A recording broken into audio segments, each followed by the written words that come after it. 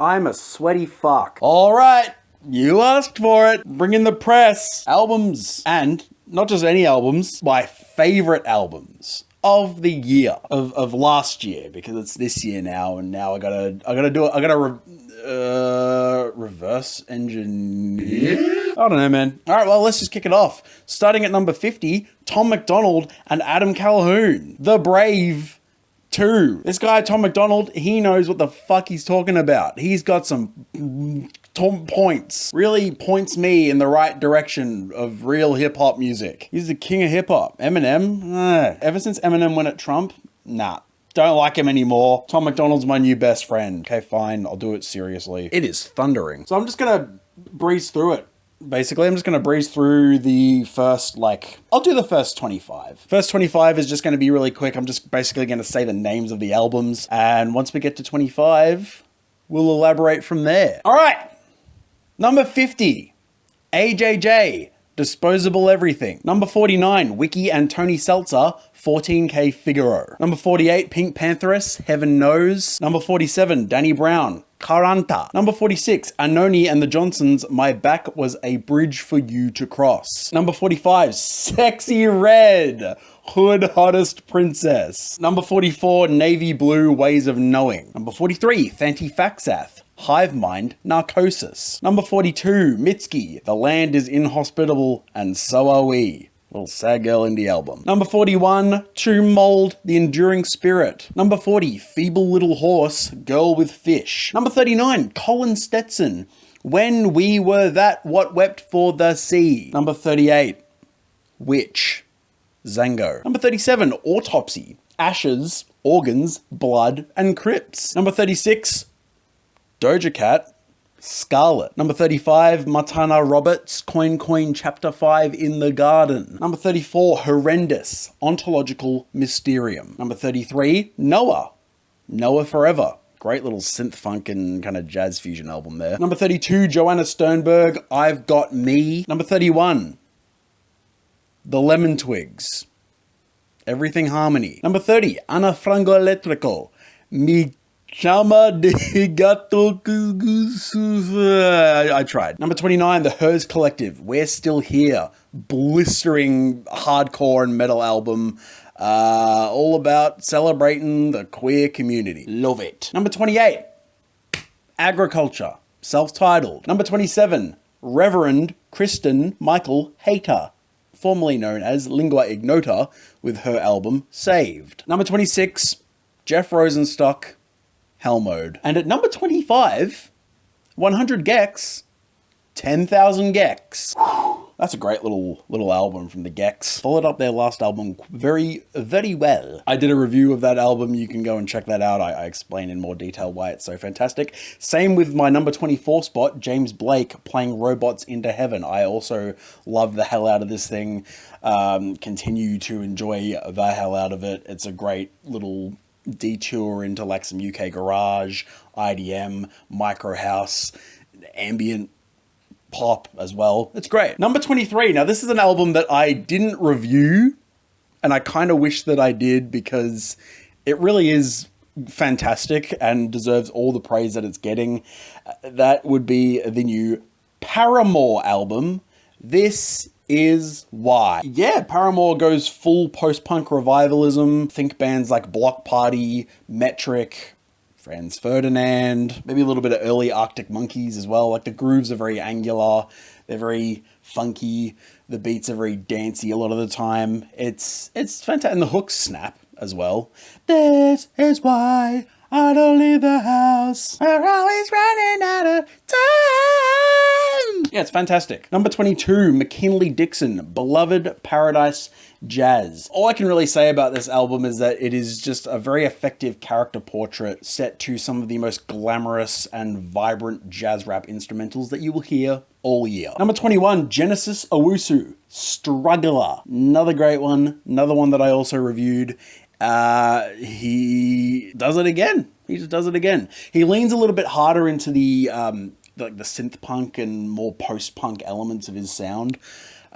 Pretty much makes a whole album of it. The odd sort of neo soul outlier, but it's mostly that. Yeah, and the story behind this album as well, the callbacks to the Franz Kafka, the Metamorphosis, which I didn't mention in the review, but I feel like I probably should have. But also just his struggle with God, faith, being tested almost. Yeah, it's great. Bop after bop. Number 20, Caroline Polachek, Desire, I Want to Turn Into You. Caroline Polachek really knows who the hell she is. And that was really no more apparent than on this album. Probably better than her last full-length album, Pang. And if you liked her last full-length album, you'll love the hell out of this, because it is more of the same, save for like maybe a few slightly off-kilter or out there little experiments, like the Dido song, like the breakbeats in that. Fantastic voice, and just some of the most futuristic sounding pop music of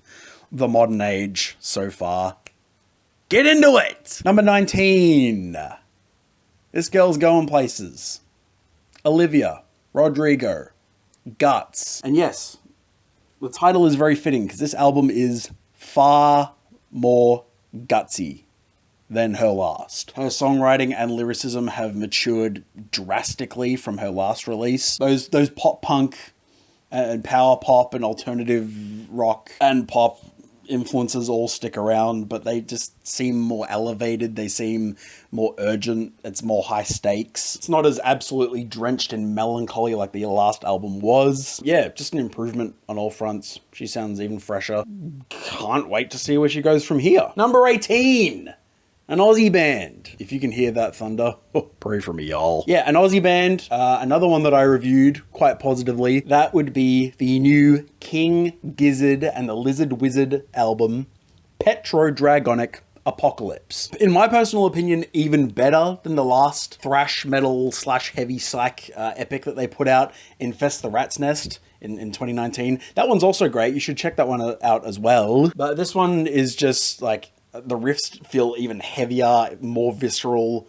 The jams and the way that these songs progress is just so much more fluid and exciting. Yeah, the band just seems much more comfortable in this style now than they did back then, which you would hope for. Number 17. This one was a bit of a surprise for me.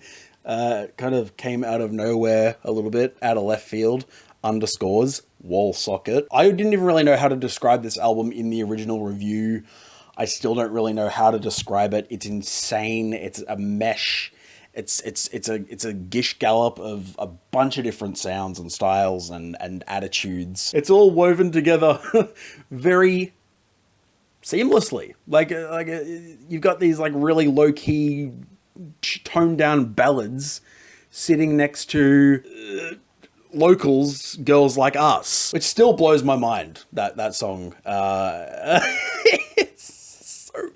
That album's fantastic, so creative, and I another artist that I just can't wait to see where they go next. Speaking of artistic progressions and seeing where artists go next, this artist has had a very interesting arc as of late. That would be Lana Del Rey. Did you know that there's a tunnel under Ocean Boulevard? No, I didn't. Her most emotionally impactful album yet, her most luscious and just elegant album yet as well. God, this thing is just full of so many awesome, tear-jerking, little sad girl mortality reflections and just life reflections. It's fantastic. It's fantastic. Thanks, Lana. Also reviewed that one. Go check that out. I have more thoughts. Now, an album I didn't get around to reviewing, but I feel like maybe I should have, is the new Sampha album, Lahey. This one kind of pulls out all the stops a little bit. The production is just so much more full and like almost maximalist. Like I think the original one from memory was a little bit more somber, a bit more toned down, a bit more straight-laced. This time around, Sampha really does just like, it's just guns blazing. He's got like, you've got these break beats contrasting with these really somber, really kind of eerie like chord progressions and little synth patches and stuff. It's a really like surprisingly colorful album. And Sanford's voice is fantastic. Some of the melodies that he's coming up with on this album are just incredible. Spiritual got you. Oh. Number 14, not as pretty and melodic as the Sanford album, but still very much worth mentioning. Jeromes Dream, The Grey in Between. This album assaulted me when I first heard it. It still assaults me. I love going back to it. It's an absolute blitzkrieg of a project. Also a very dynamic album from the band. Like typically their sort of mathcore adjacent sound is just very like relentless and bombastic, and there's no real, you don't get much breathing space. But on this album they actually do manage to work in some more chilled out, kind of laid back little undistorted guitar passages a la Slint, and that juxtaposes very nicely with the auditory abuse that ensues on pretty much every song here. Lovely. I could fall asleep to that album. Getting close to the top 10 now. Number 13, Snooper. Super Snooper. What the hell is this? What the flip? Where did these guys come from? This is a very zany kind of garage punk style album. Think, you know, I was just listening to them recently, actually. The Evaporators. Think The Evaporators, Nardwar's band.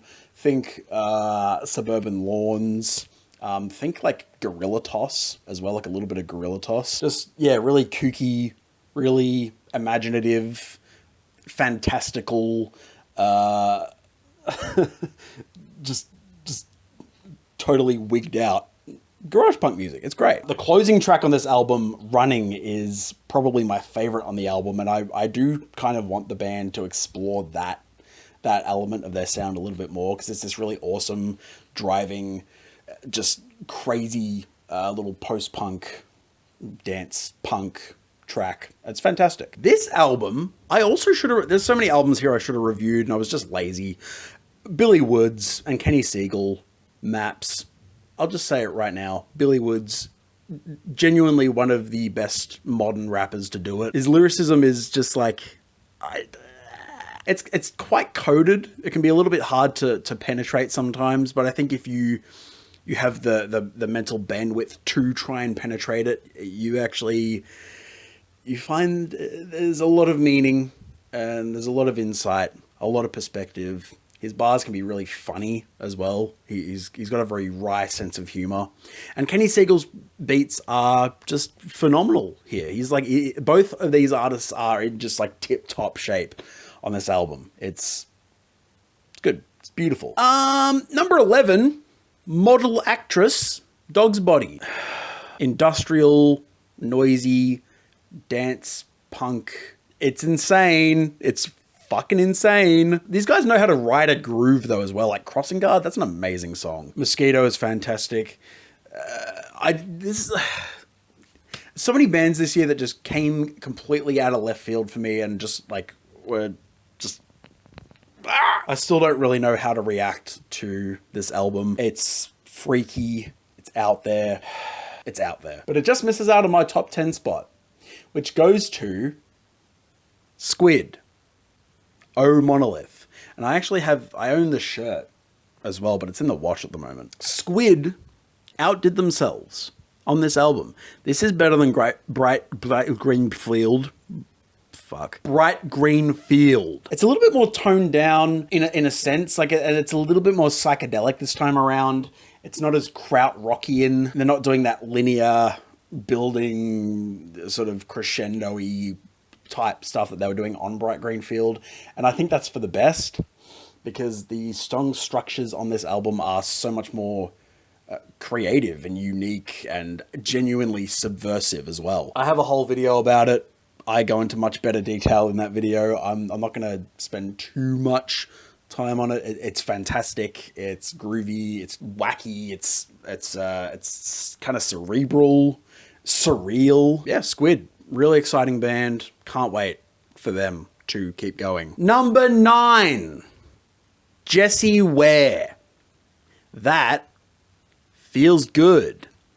Disco, modern disco extraordinaire Jessie Ware does it again. Just comes out with another absolute rager of an album. This thing front to back is just, it's just so funky. It's so groovy. It's so catchy. Shake it till the pearls fall off. That feels good. Do it again. Oh, man. Oh, man. Love that one. And again, another one. I really probably should have reviewed it. It was a bit of a smash hit, at least in the alternative dance scene. Yeah, I think she's just going to keep killing it. She's just going to keep staying in this lane. She's just going to keep killing it. And it's going to be fantastic. And I'm going to be there shaking it till the pearls fall off. Number 8, Lonnie Holly, Oh Me Oh My. This thing is haunting. It's super affecting and kind of raw, and just like there's just so much history being put into the lyrics in these songs. And Lonnie, like, he's not like a singer, like it's a lot more like spoken word a lot of the time, but the sound beds on this thing are just remarkable. It's a remarkable album. Another one that was a little bit of a surprise for me this year. I was sort of exposed to it and didn't really know what to expect, and got this just like kind of alien, dystopian, almost like experimental soul spoken word album. Sort of all about Lonnie's experience growing up in the Jim Crow era of the United States and the South. It's pretty full on, but I highly recommend checking it out. Please do. An album I equally recommend checking out that comes in at my number 7 spot, that is Group Therapy. I was mature for my age, but I was still a child. Los Angeles, California, pop and hip hop trio just absolutely murdered it on this album. This thing is fantastic. It's like, if you're a fan of groups like Brockhampton, Odd Future, that kind of stuff, this is going to be like right up your fucking alley. The production is just immaculate. It's immaculate. Yeah, the beats on this thing just hit like a ton of bricks. Nasty is still one of the nastiest little anthems of the year. And yeah, just like so much versatility on this album as well, but like it never seems like the band is reaching outside of their comfort zone, and it's never like they seem uncomfortable. Like they can just do it all, and it's just awesome. Just awesome. Now this number 6 spot is a bit of an unfortunate one, because these guys disbanded very shortly after this album was released. I'm talking about Sprain, The Lamb as Effigy. Now, if you saw my review of this album, I imagine you know how I feel about this album. It is harrowing. It is ambitious. It's demented. It's beautiful, though. Like, it's really, when it all kind of comes together as the album moves along, you sort of realize, like, holy crap. These guys are making an album, like, at such an early stage in their career that rivals, like, some of the best albums in this style of rock music, in this experimental rock genre. And tracks like We Think So Ill of You still just boggle my mind to this day. I couldn't get enough of this album when I first heard it. It's still fantastic to return to it. R.I.P. Sprain. Would have loved to have heard more from you, but hey, these things happen. Number 5, Arm & Hammer. We Buy Diabetic Test Strips. Now, this is a Billy Woods side project. If you remember, I mentioned Billy Woods before. He shows up again in the form of Arm & Hammer, along with his rapping partner, Elucid. And this album is their best. It's their best. Some of the wildest production on this thing, thanks to guys like LP and JPEG Mafia. And yeah, I mean, look, when you've got two rappers as capable and as amazing as Billy Woods and Elucid, you can't really go wrong. Yeah, this thing is just otherworldly on multiple levels, and another album I should have reviewed, but I didn't. But I'm talking about it here. I'm giving it to you. I'm recommending it. That's my number 5 spot. If you're an abstract hip hop fan, then you will get a lot out of that album. Number 4, speaking of JPEG Mafia, you might not be very surprised to learn that his album with Danny Brown, Scaring the Hoes, lands in this spot. Some of the wildest hip-hop music that you will hear, period. I've talked about JPEG Mafia on this channel before. I reviewed his last album, LP, albeit incorrectly. This is every bit as good as I was expecting it to be. It's an absolute clashing of two of the greatest minds in underground hip-hop at the moment.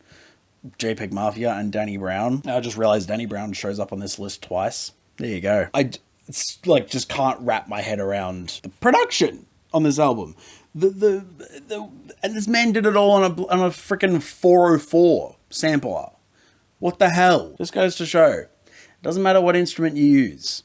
It's the mind behind it. I think they kind of achieve what they're going for with the title of this album, Scaring the Hoes. I think they'd be scared. Pants pooped. And the way that JPEG Mafia and Danny Brown trade off with each other lyrically on a lot of these tracks is also just fantastic. They complement each other so well, stylistically too. It's just fantastic. It's fantastic. It's crazy. It's wild. It's off the wall. It's wild, and it's wild. Another wild album, number 3. We're getting there. Ooh, it would be Liturgy with 93696. Liturgy. Transcendental black metal band. I think they might be the only one. I can't think of her name now. The front woman of this band. I'll put it up on the screen. Whatever. This is her band, and there's a lot of lore, a lot of philosophical lore behind this band and these albums that they've been putting out. This one is the opus. It's just kind of like the grandest of all grand statements so far. Searing, uplifting, just blissful guitar noise all over this thing. The performances on this thing are just out of this world, crazy, super technical, but also this is a really physical album. It's not kind of just like a barrage of sound that you just kind of have happen to you. It fucking grabs you by the balls, man. It's a long one too. It's ambitious. It's long. It's heady. It's like I said, it's an opus. It is an opus. Perhaps the magnum opus of this outfit so far. Very good. All right. Number 2. I love this one a lot. It's Geese. 3D Country. They made it. What a 180 that this band took from their last album, Projector. Considering how positively I reviewed this might actually be a surprising placement. I do still think that this album is incredible. It is almost a flawless listen. There's a couple of moments that are not even bad. They're not even really average. They're still kind of good, but they just they don't quite hit the mark as much as everything else, essentially. But this thing is just all killer, no filler. Just one fiery, wild, youthful, just weirdo rock cut after another. And the blend of all the genres on this album as well. Oh my God. They're playing with funk and soul and southern rock music. More like art rock and punk, Beatles style, kind of Baroque pop. This thing is incredible. That's why I got the shirt. I had to get the shirt. I had to show some love, man. Love this album, and I will be continuing to go back to it forever and ever and ever and ever and ever and ever and ever and ever and ever and ever. Number 1. It is Sufjan Stevens' Javelin. Oh, it's getting real. You know what? Screw it. I'm going to turn it on. Sorry. I'm turning it on. That's a little bit better. Javelin. What an emotional roller coaster of an album. Perhaps the best marriage of Sufjan's two wolves, essentially.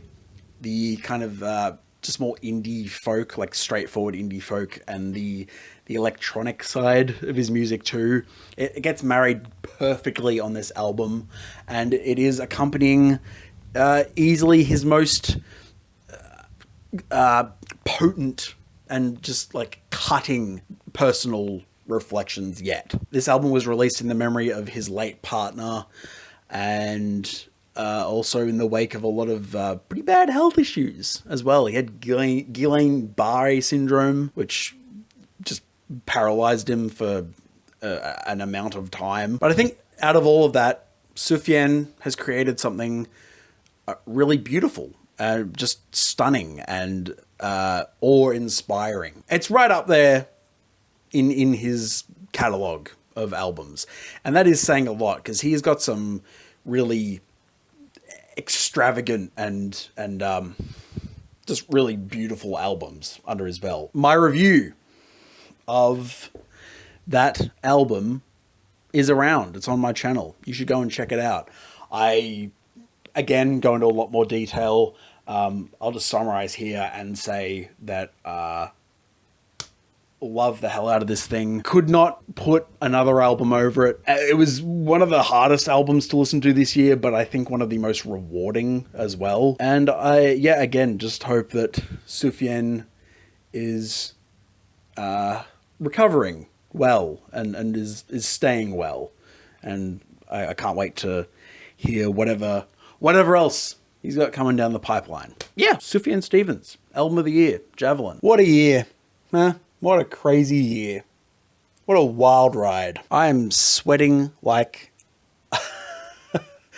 like an old dude in a sauna. I think that is going to do it from me. Sorry I was a little bit silent. Oh, needles and pins. I'll try and be a little bit more regular. I will try. Keep my movements regular in more ways than one. And I hope you can do the same. And if you can't, well, you've always got suppositories. What the fuck, man? What the fuck? All right, it's so humid. They said it was going to be a dry summer. It's not. It's not. It's a lie. It's all a lie. Climate change is a lie. That is a joke. Get out of my comment section, you dumb conspiracy theorists. Woohoo! See you. Well, not. I mean, it is next year. But I'll be back. You'll see me again. 50 albums. So many albums. Time to let some cool air in. Oh, that's good. And it's all woven.